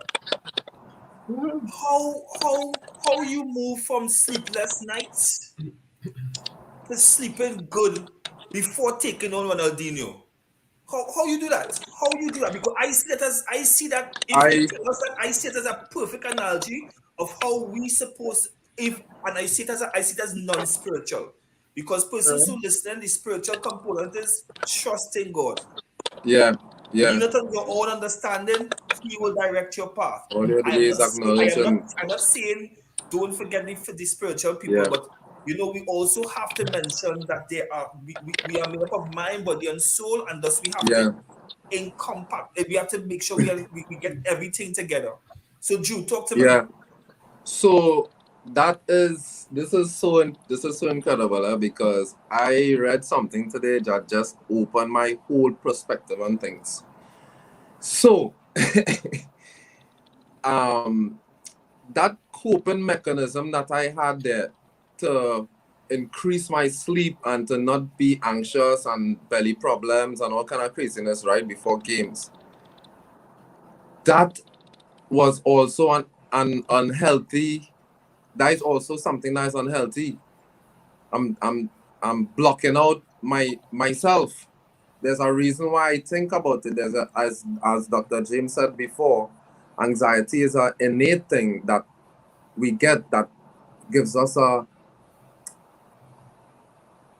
heading, or gives us a feeling about something that might happen, right? And it's how we control it. And turning it off and completely ignoring it is not you can't do that to yourself. How do you validate how do you invalidate yourself, right? So this morning, in the mornings as you say, I just try to be mindful too, and because I have 2 children, my quiet time is on the throne. So every time I'm on the throne, every man watching this probably saying, "Yes, you, we hear you, we agree." Right then. What's going on? You know, you ever sit on the throne so long that when it get up, you get cramped, but it had no blood flow. It had no blood flow. You sit on the throne. What's going on? Feel good moment. Let's come on the throne, eh? Okay, go ahead. Continue, brother. So I started to first I started doing nonsense, and then I realized that maybe I could maximize on this time. Within some mindfulness, I could do some reading, and there's always fall up on this Hartford business school studies, and there were some steps that we could take to deal with some of our anxiety and some of our issues that we have about the future and about providing for this and about this and all this stuff, right? And they gave 2 examples about 2 professionals that were so anxious about spending time with their family and reaching home on time and giving enough time at work and doing these extra jobs or whatever. And I won't go into the other person, but the steps were, and Sule, you will be able to recognize it, understand this. The steps were to have better control of your emotions, right? The first step is to recognize the patterns. So, like, if it's something that keeps happening over and over, right, in your mind, is a play that keeps running through, is anxiety that is going to build up from those thoughts. So when you recognize the pattern, you want to recognize the thought, like literally recognize the thought and word and emotion. So you want to say something like, I am thinking about the football match tomorrow, and I'm thinking about possibly failing and people making fun of me, and and my friends talking nonsense, and my family being disappointed, and the country being disappointed, and my coach being pissed, and the media making some bad statements, and then the fans being. You verbalize it. You literally verbalize your thoughts, and then you verbalize your label and verbalize your emotion. So this makes me feel terrified. Yeah. Like in my case, that made me feel terrified, and that made me feel, I'm anxious about it. I'm kind of scared. I sometimes don't want to go out onto the field. And then the next step is to accept that these thoughts making you feel like that, right? Yes, of course, you're having some jacked up thoughts. You're going to feel crazy about it. And when when you accept that, now you have to act on your values. So these stages, especially the last one, forces you to make values for yourself as an individual. You see, like how they have like companies that will have their core values and their core that they run all their thoughts and business modules through. We too must have our core values. For me, my core value is God, right? And all the values that run through the Bible like that. And you know what? If you look through the fundamental core values that will make a good human being, you could look in the Bible and find them, right? But for somebody that may not want to go into the Bible for core values to act on, to make their own personal, you could go online and you could look up, personal core values. There's stuff like you want to be more accurate, you want to have more achievement, you want to have more authority, autonomy. You want to have comfort, you want to have more compassion, you want to contribute more, you want to be courteous, helpful, genuine, you want to have more self-knowledge, you want to be of service, simple, stable, tolerant, tradition, wealth, purpose. So for me, if I were to fall upon this literature early in my life, or somebody like myself, or a live session like this early on in my career, I would have had some core values like compassion. I would have had a core value of purpose and humility. I would have had a core value of being dependable and of friendship and generosity and growth. And and honesty. And if I were to go through these steps and bring up my core values that I knew was there, I knew my core value because of how I acted. When I look back at how I acted towards my friends and how I acted in very like terrible situations, I realized who I was, and I always knew it. But I never verbalized it, and I never labeled it, and I never brought it into more life, and put it on paper where I'm like, this is me here, this is who I am. So when I'm faced with my, when I recognize these thoughts and I label them and I label my emotions, and then I accept that my thoughts make me feel like that, and now I run through when I go through my core values and I say, wait now, this is fear I'm feeling, this is anxiety. This is not me. My core values are this, and this is who I am. I think that would have given me the opportunity to get more sleep at night. Well, Joe, and become more. I'll be real. See that core value thing I spoke about? I'm reading a book from my mentor called Seven Pillars of Successful People by J. Tyrone Marcus. And that's one of the things that he spoke about. As well as Atomic Habits is also spoke about core values. And I am also, it's interesting that it hit home because one of the things that we should not do is live in regret. Because I too am guilty of the fact that, hey, boy, I should have, I really do some strippings. And we could have lived better.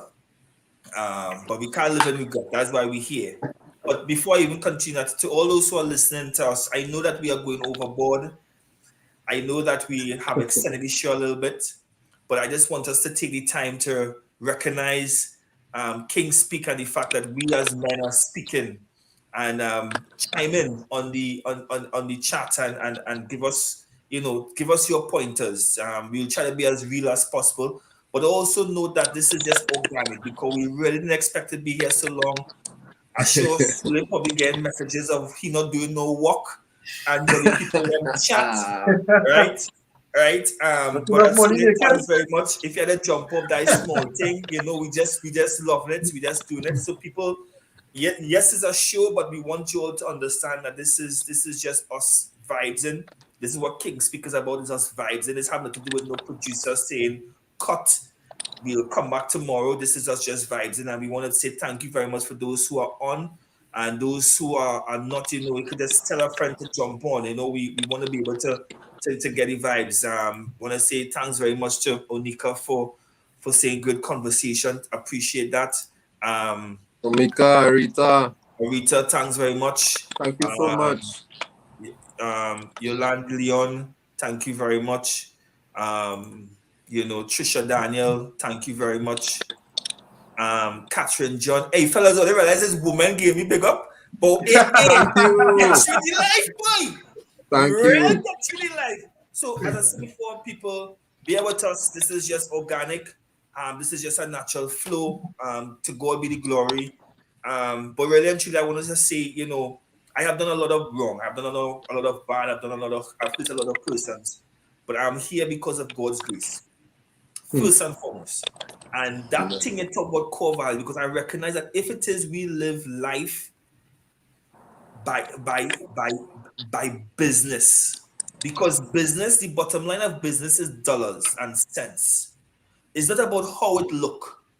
It's about how much your bottom line read. And Right. if we as men and human beings start to think about depositing or making sure every single year our bottom line in terms of our core values, that stems from our core values, that stems from our strategic planning, that stems from our mission statement, that stems from our vision statement, makes our bottom line bigger every year, that we could become a personal Bill Gates, not from a financial standpoint, but from a moral and a physical and an emotional standpoint. Watch me now, fellas. You can imagine what could go on? Niceness.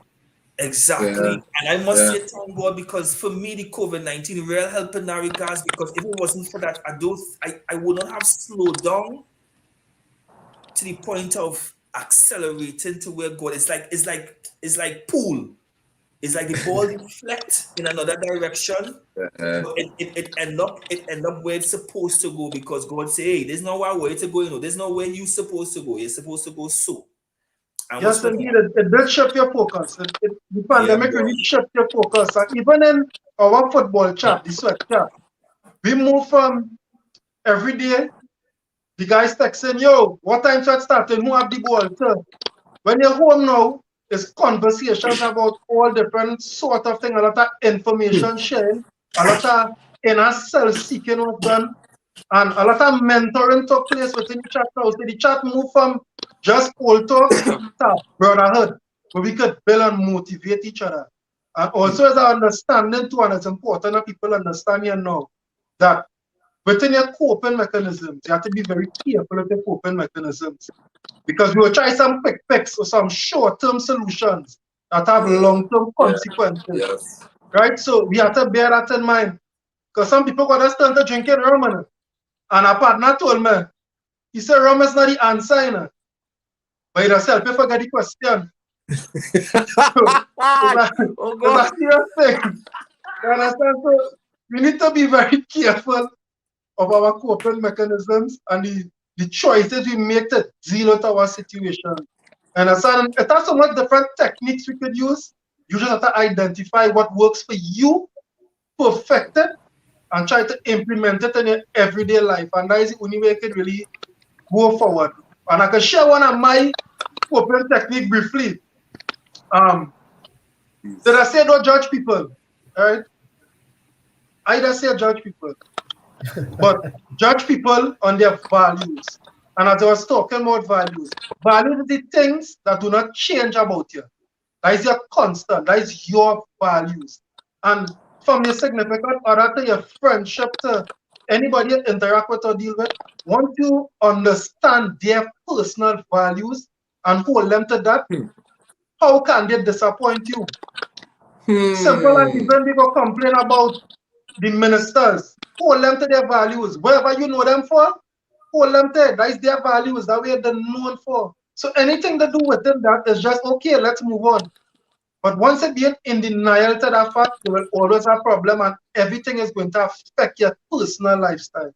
So try to hold on to the people's values around you. Identify the values and hold them tight, and that will minus a lot from your personal problem. Sule, I wanna jump in on you, my brother, because I hear from you a little while and I see it itching to come on. But my question is, so we have 4 brothers here, and then I wanna give shout out to the listen to the fact that they have a show on Monday called The Guys that is on TV6. So we're taking a plug-in. This is not a competition, people. This is collaboration. So look out for The Guys on TV6 Mondays at 8 o'clock, 8 or 8:30, I can't remember. So shout out to the listener and the team for doing a wonderful job, because everybody have a role to do in the vineyard. Sule, how can we get more brothers, more men? And we are a diverse country. So yes, you might be seeing Afro-Trinbagonians speaking here, and this is not short of the fact that we have East Indian Trinbagonians, we have Asian Trinbagonians who also are positive in thinking. But how can we get more of these kinds of conversations happening openly, earnestly, honestly, so that we can be able to create a domino effect of positivity to be able to change the landscape? I always remember when these 2 brothers from La Hoketa, I forget the song that they had, but they use the ground to be able to force I Sasha Million Voice. They use the ground to force the radio stations to play their music for a very long time. How can we now create a movement among the men in society to cause a movement that will change the landscape in Trinidad and Tobago right now? Well, first off, I think you are here, mister. Yeah, you're only asking me the hard questions. You're giving all the ball heads getting easy questions. Getting easy questions, could talk about values and things and whatever, easy questions. But nah, because I have a ras on my affiliates of police. Slide ras. You and Justin. The usual suspect. When the man tired into 2 rastas and I Sasha Million Voice, so you and Justin. I only want to throw the hardest set of work on the Rasta man. Where the crumb? Actually, there was something that I wanted to comment. So I will comment and I'll bring it into the question that you asked as well. We have a society where we have continuously, as I keep saying, set up our population. We set up the men too, but we set up the population, right? And I just taking some time out to just pinpoint the men, but really is the entire population we set up. Because we have created a culture that is very focused on end result and tests. So from childhood, is the test. We don't want critical thinkers. We don't want anybody to read a book, analyze it, and be able to pull stuff out of it. What we want you to do is the night before the test, sit down and cram the book, read the thing, whatever. So what we have is an anxious nation of people who prepare the night before an event, right? And I'll give you a good example. A family member of mine is supposed to come down to Trinidad sometime next year. And I reach out to them to purchase an item for me. I say, I'll send you money, and when you're coming down next year, they buff me. They tell me, 3 months. 3 months is all the time you give me. This is America. We do things a year in advance. You know you wanted this. I could have looked for a sale. I guess. Now this is next year I'm talking about. I'm saying I have months in advance. This next year I'm talking about. I get speech off telling me that I should have been prepared for this at least a year in advance. so that they could look out for when it had sales. They have special sales. So when they had the special sale, they would get the item less than half of what I paying for it now, and And in the States, they just have to prepare a year in advance for things. We can't plan now for now. 3 months in advance, we talking here. And they call it with me for not planning. Now, this is to say that we as a population are one of very last-minute people, and we have trained to prepare right before whatever it is, the night before. So when Julius is talking about having anxieties and so on and things the night before, and that's because we are a society that does that. We are a society that trains your mind to function in such a manner. So if you're talking about fixing some of these issues that we have, we got to talk about reprogramming our population. We got to start from earlier. We can't just start from the workforce, right? I see the price of taxis, maxis to Shogunas gone up exponentially. Apparently, you had to be working in the oil sector now to afford to take a taxi to Shogunas, a maxi to Shogunas, right?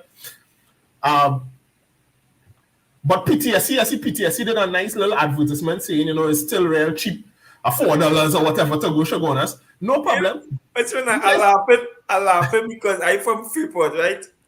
And I remember when I was 15, I swear I just one day I wanted to be a maxi tout or a conductor, just for one day. And I used to practice my speech here. Short back Vancouver, California by 2. Family are going. I feel I gotta go back to that because I'm going to making some good money now. Yeah. That's where the money is. That's where the money is. The opportunity is there, once the opportunity there, take it. Short back Vancouver, California, family. Come on, there you go now, man. I will contact you. When you see a Maxima Futsal868, you know who it is. You know who Maxima. Hey. I'm looking forward to a fleet of Maxis. My point is this. All of that was to say, PTSD now offers a service at a very reduced price. My concern, though, for the population still is, when Trinidadians say, even at PTSD, when a PTSD bus is to reach for 5 o'clock, for me to reach to work at 5:30 or 6 o'clock or whatever time I have to reach, I am not guaranteed that that bus is going to reach at 5 o'clock. I'm not. You have to be real with Trinidad and the way things function here. When you go to the States, if there's a bus that is supposed to be on every half hour, bet your bottom dollar you can set your watch by the buses that running half hour on every half hour. And so we're talking about here a mentality shift that is needed. Because we can't start from the top. We have to start from the back. We have to start from the bottom. We have to go to the schools. We have to go to the children. We have to, you know what I mean? We have to reprogram and retrain the thinking. This cannot be a society that is only focused on exam-oriented and exam-focused. That is not getting us forward, right? Cramming before our exam, we are a nation of crammers. Cramming not going to fix the problem. That's not going to. What is going to happen is you're just training us to. We are trained to be what the rest of the Caribbean call what tricky daddians. We train to be people who who stress out just before the event, go through it, and de-stress with a lime and a drink. Right? That's not what we want to do as a population. We really do need to come back and reprogram, retrain. There are things that we need to do. So when I heard Justin talking about having these programs with youth and so on, these types of initiatives, Geoffrey, this program will be coming to sit down and talk to people and have these conversations. This is what is needed. We really need to start to reprogram the population. You all are young fathers. This is the type of knowledge that we need to spit to the next generation. To the women listening, the mothers listening.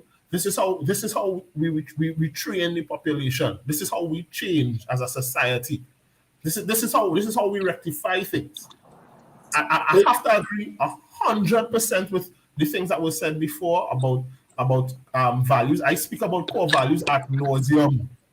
I talk about it in relationships. I talk about it in friendships. I talk about it in being a personal value. Core values is real important. Because as somebody else mentioned, and now I'm finding myself repeating what person saying because I didn't say everything already, Justin again. Right?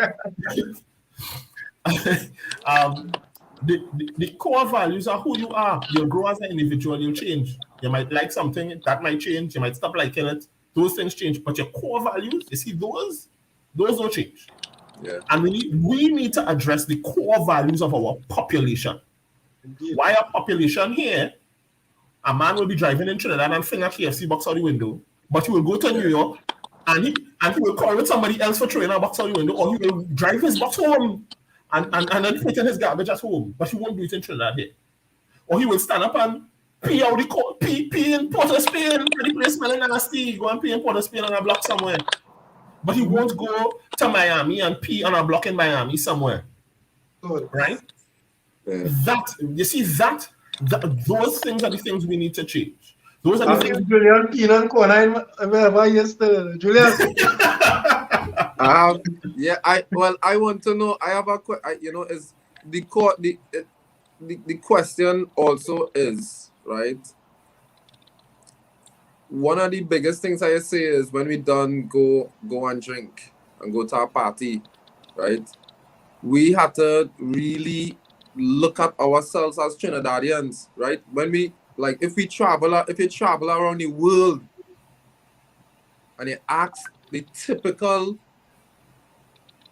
that will typically meet a Trinidadian, or they could drink plenty, or they could party, right? For me,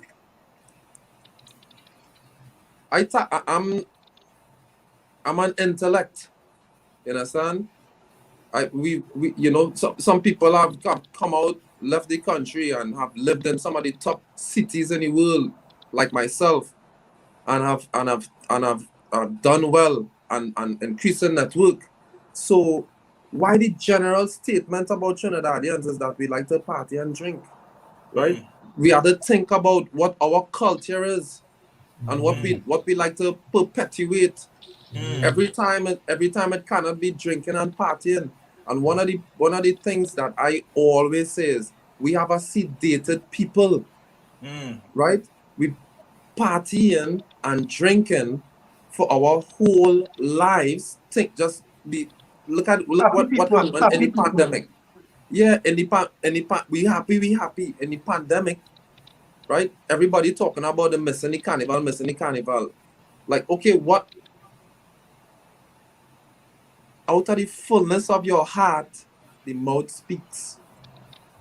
So we full with we full with partying, we full with alcohol, we full with all the stuff that is part of our culture, but we have to ask ourselves, is this helping us as a people?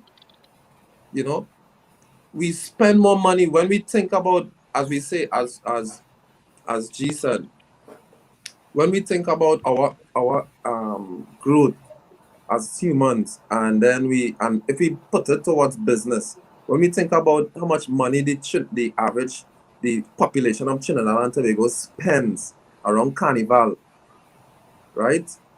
Yeah. And who makes the money? Every year we spending hundreds of thousands of dollars, and we're not getting any return on it. We getting headache. We ankle hurting, you're getting stabbed up, you're losing this, you're losing that, you're spending all this money on alcohol, on clothes, on jewelry, on partying. And what is the return on that? The return is wine. I get a wine. What's wrong with you, right, Julius? Wine? I get wine. What's winner? You know, Julius, I'll go one step further for you, my brother. I have a serious problem. I love to travel, right? And I have a serious problem right now, even in terms of the mindset. When you watch some people Instagram, as you're talking about, some people in the usual places, with all due respect, the USA. So they go into the usual of the Miamis and the New York and the Houstons and the Torontos. And we're not recognizing that the world, as my father loves to say, the world is our playground. And I would love to see more persons saying, what about Croatia? What about Slovenia? Estonia? You understand what I'm saying? Whereby we could actually see culture, learn about ourselves in traveling in somewhere new and foreign. Step out of our comfort zone. Make ourselves uncomfortable to become comfortable. Yeah. No longer somebody saying to me, hey, I going to the Miami for the weekend. That does anything for me because they go in Miami to stay by family, to go and shop, to go to a club, to go to a party and come back home and take up some pictures about with your food. That ain't doing nothing for me again. Tell me go Slovakia now and you take a picture of a castle and you meet somebody strange.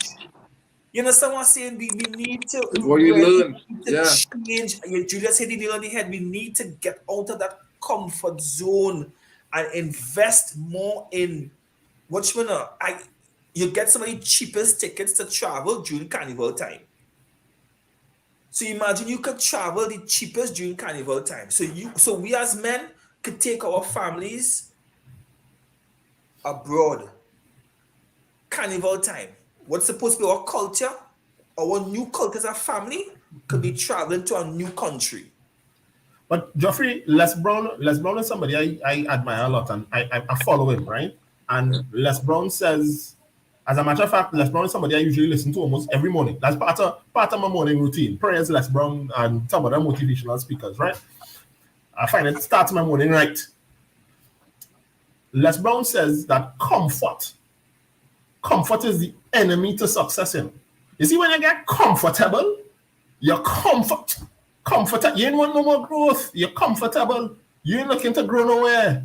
You're comfortable. The people who become successful, the icons, they're always looking to push the envelope. They always want more. They want to continue climbing that hill, and so they want to grow. You know, self-growth, right? Yeah. You want to push yourself. You want growth. When you get comfortable, you're comfortable in society. You're comfortable. And the funny thing is, and the dangerous thing about this pandemic that I have fear about is that, as Julius pointed out, Trinidadians, we are adaptive people and we are passive laid-back people. We may end up getting comfortable in this pandemic functioning. You'll find little ways to bust a little line here, a little post line here and thing, and we will be comfortable in this functioning. And that's what we do as Trinidadians. We always find alternatives for everything. We will blah blah and complain. But people already find out the privateness, the secret line, the backyard line. Until they reach a stage on what they're saying, why don't they keep the thing, yes? We doing it home here. They don't get comfortable at that time. Comfortable. They get comfortable. But sometimes comfort zone is all someone knows. Now, although the comfort zone is a bad thing, sometimes someone going wrong a part of destruction because of the comfort zone. But we may not take time to understand root causes of problem and understand that comfort zone is all they know. So things like these, what we're doing here is so important, where we can share ideas and help these youths and adults as well to really understand their full and true potential and find back themselves. Because sometimes your comfort zone is all you know, so you will do what you know. Fellas, I live central, right? And imagine, so I live central, going to school CIC. So I had to get up real in the morning to get a car. If I don't get a car for between 6 and 6:15, couple smoke my pipe. I do school late. And I don't like to tell her, I know, and then I have football training in the afternoons as well. I pass in rum shop and seeing some men waiting for the rum shop to get open and coming back in the night and then still by the rum shop. The interesting part about that is I have learned also not to judge them for their happiness, but focus on what is your happiness. And that's the thing that we're not doing. We're not looking at the race that is set before us and asking that our path be ordered and our steps be guided. You understand what I'm saying? And we really and truly have to be mindful of that every single male takes care of their generation. Every single male takes care of their legacy so that we can be better off. One house at a time. Gents, it is over 2 hours. I'm Wow. no director here, but I want to say blessings, love, honor, respect. We had to do this again. Yes. We will do it Yes. again. Yeah. Thank you. It's really a pleasure and an honor to be able to be in the presence of kings as we speak to one another, for one another, by one another. And have a blessed week, brothers. Be strong. Closing remarks from each one of you as we give salutations to the nation. Anybody first? Well, go ahead. So let's go ahead now, because next time you say we are against you. Yeah. So let's throw me in the spotlight for now. Just throw me in the spotlight. Julius, I thought we had a better vibe than the setup. You didn't come to the rescue once, boy. Not once. Wait, let me. You know what we'll do? Where you want to, Sule? Where you want to fit in? Where you want to go? No, I will go. I will go, man. They say the first shall be last and the last shall be first. So I will go first. That's all right. That's okay. Rasta usually last. So I will go first. I want to start by saying I appreciate the being invited on the platform from 868 Futsal. Geoffrey, thanks very much for providing me the platform. Usually when you ask, I usually move mountains to attend, because I believe in what you're trying to do. I think we share the vision in terms of wanting to have conversations and bring real conversations to the fore and reach a population that otherwise may not have gotten some of the information that we bring and we share. So I'm really happy. I'm really happy to be invited and honored. Actually, I was surprised because you didn't tell me about this king's part. So I was even more so honored to be amongst these kingly gentlemen. Yeah. International superstar and so forth. I really appreciate the honor of that. And to close, I'll say this. I do understand that now we are faced in a very difficult time. I do understand that it's a difficult and it's a trying time. The thing is, these times are crossroads. And they are crossroads in our lives are what make us or break us. You are faced with a choice. You can let the pressure of this period break you, or you can let the pressure of this period form you into something more valuable. It is the pressurization of stone that forms diamonds. And so this pressure that persons will be facing in this period, I am suggesting that this is what is going to make you leave your comfort zone and step to the next level. So don't wish it away. Don't shun or hide from it. Right? I don't want to make it sound too churchy, but I always believe as well that there's a component of a higher power in it, right? I want to call higher power by name. Whatever you call your higher power is up to you. But I also believe that there's a higher power, right? There's some things that you put onto your higher power. You just ask for strength. Don't ask for the period of turbulence and struggle to be taken away. Just ask for support. Ask for endurance so that you can endure this period. Seek assistance, a support structure. Women usually have support structures. They have friends, mothers, all kind of people who just go and talk to. The neighbor, the friend from church, all these different people who women just go and talk to.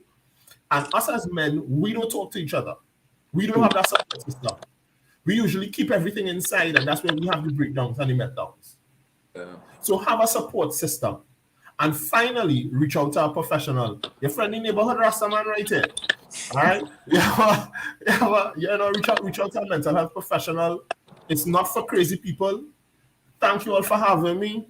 Remember, mental health is a spectrum from good health to poor ill health.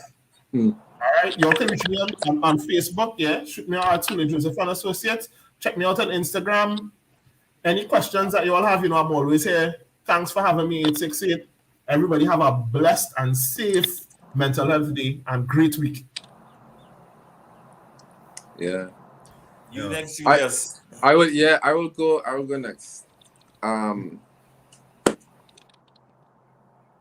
The Bible say your talents will make way for you and bring you before great men. And I voice the same sentiment that Sule has of being around great men at this point in time.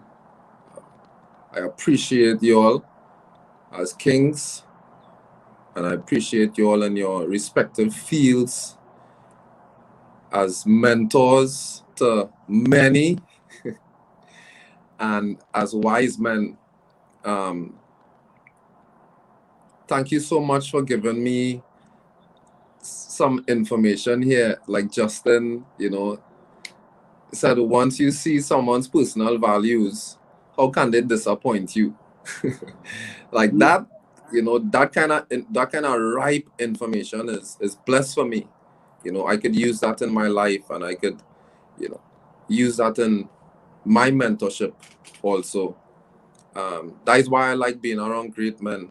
And Sule, the hard times in your life are crossroads. The crossroads in our lives, and what we do at them is what make us or break us. Like that puts so many things into perspective for me. And we have to continue. We have to try to continue these conversations. I hope that we do. And I want to thank everybody that has listened to us, that is going to listen to us, for paying attention. I hope that the information that is shared inside here, you share it with other people. And on the screen at the bottom there, there's help if you need any assistance, right? And then we have our forums. All of us have our forums that we work with, that we are able to help through.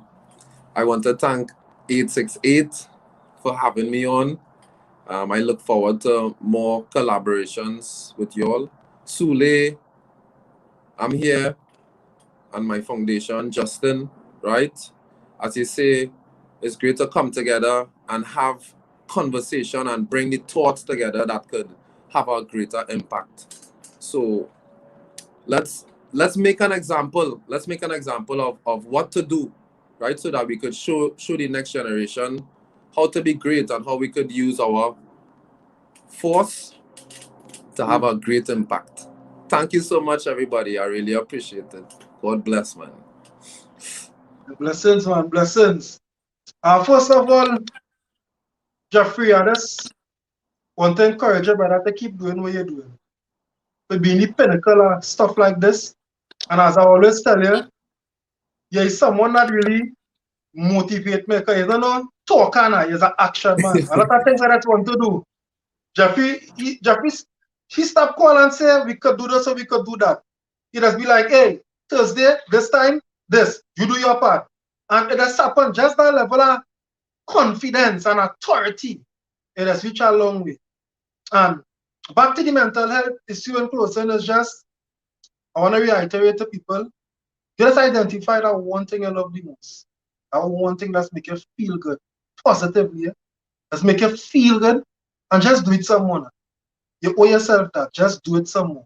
Don't get carried away by everything around you. Just keep focused, find yourself, identify your purpose, and really try to make that difference in making yourself feel good. It's very important. And I'm speaking from a deep experience side of things. I experienced it all how it cost me, it built me back. If you understand what I'm trying to say. So now we keep that focus. And most of all, I have a saying I like to tell people, and I want them to understand it for everyone in their life, and put some thought and consideration into it. Never make a destination more important than your journey. And how people keep that in mind. Even if you take your whole night to really like soaking, understand it. Never make a destination more important than your journey. Right? And that's my closing. And with that, we close. Can't get better than that. Wow. Can't get better than that. Hey, I writing notes here. All you talking and all you feeling. Yeah. Thanks. Brothers, I go state in public. Yeah. I write in notes. My notes. I go state in public. Love all you. Have a great man. one, Kings. Yes, man. Love you too, brother. Until the next one, we go see Love again. you too, brother. Futsal brother. Love in the house. Love in the house. Blessings and love. We out. Good luck, Bassa. Bless. But we need it. Luck for sure.